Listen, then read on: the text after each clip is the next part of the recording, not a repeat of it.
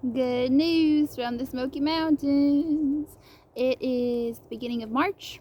We've had a ton of rain, like pouring, flooding, crazy rain. Look what came out early this year. So, Morel season has officially kicked off in the Smoky Mountains, which means probably lots of other places too. So these are the prized gourmet edible morel mushrooms. Typically, like in an old-fashioned typical spring, we look for them in April, but I always notice when the redbud trees start to bloom, when the bloodleaf roots start to come out, when the forsythias have been out for a couple of weeks. There's a lot of things that kind of trigger start to look for morels. And I did see some of my friends already post some in other areas a little bit lower elevation from us, so I kind of knew it was coming. We've been looking, and this is just my backyard. I have a really good morel population just right in my backyard, so that's cool. I can kind of get to see them from I don't have to go out to any spots in the woods and really look for them. I just come outside and kind of monitor them from here, and once I find them here, I know to look for other places. So they really like poplar trees, but that's not always the case. I've seen them not follow any rules at all. I've seen them grow out of gravel, hard packed gravel, in fact. But I'm actually under my big balsam poplar tree that I've done a video on, because the balsam poplar is medicine. So we got food and medicine just growing out of the yard.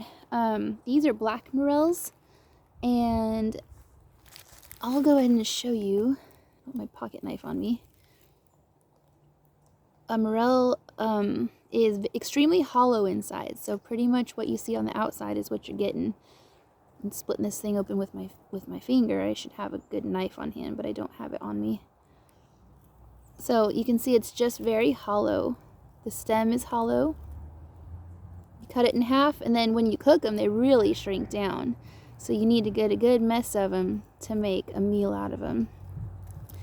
People referred to these in the South as dry land fish. I don't think they taste like fish. I don't think they smell like fish, but people call it dry land fish. They're really good cooked just in butter. But my favorite way to do it is with a nice Alfredo. So I cook up some noodles, whatever kind of noodles you're going to do, as in gluten-free or whatever, but a nice Alfredo with chicken or no chicken, whatever, but a nice cream sauce with lots of butter, lots of cream, and then a bunch of morels. Or if you just want to be a purist, just cook up some butter and cook them that way. But so these are very hard to cultivate, and that's why they're so valuable, is because they're not easily cultivated. There are some places that are figuring that out. They've learned to cultivate some morels, but it's really not a widespread commercial mushroom that you can produce. So there's about 70 species worldwide.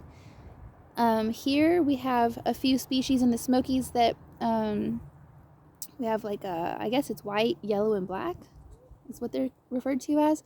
Here in my backyard we've got the black, and sometimes they will come out at different times. So you'll get the black first, and then maybe you'll get the more yellow ones, and then definitely different areas will have different kinds. But they do, in my experience, like the poplar species. So the tulip poplars, the balsam poplars, the big open field areas, creek banks. I have found them under pines, which is very acidic soil. They don't tend to need a very specific environment, but they do need a lot of water. It seems like last year we had a lot of morels pop up, and then I was finding them dehydrated. They just got little like this, and then we had a spring drought, so they all shriveled up and we didn't get morels last year. But I'm going to turn the camera around and kind of just show you where they're growing here under my poplar tree. So it's one of those things, the more you look, the more you're going to find. Bam, there's one. And kind of once you see one, you'll see a bunch. Bam, there's another one. Right by my little foot. Oh, there's another one. But if you see, it's like a Got a creek flowing right here in my backyard. Little creek, little spring-fed creek. Got a big old poplar tree, 100-foot poplar tree with lots of little, that's a poplar tree, a balsam poplar. This is a tulip poplar, and then I've actually got a lot of walnuts over here, which I don't love because they kind of don't like to host other things. So the violets are blooming, which is another, right when the violets bloom is a good time to start looking, but it has a lot to do with your rain. And like I said, we've had some soaking rain lately. Let's go find some more. I'm gonna let you just kind of see. We've actually picked a bunch already, but I'll show you. Focus, focus. All right, there's one. Let's look. There's another one. There's another one. Here's a big one. Nice big one. So they did kind of all come up at one time, and that's typical. You're not going to have like a weekly harvest of morels. Once they're up, you kind of let them get nice and mature. I wouldn't wait too long because the slugs do and will find them.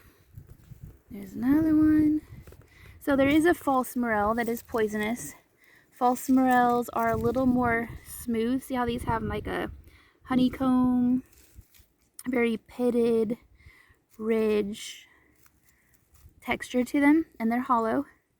The false morels, I've actually never found a false morel, but that is not to say that you won't. So look up the false morels and you'll see they're a little more like not such a conical shape like this. Sometimes they're just more lumpy and gloppy, like, kind of like a brain, and they don't have, they're smoother than this.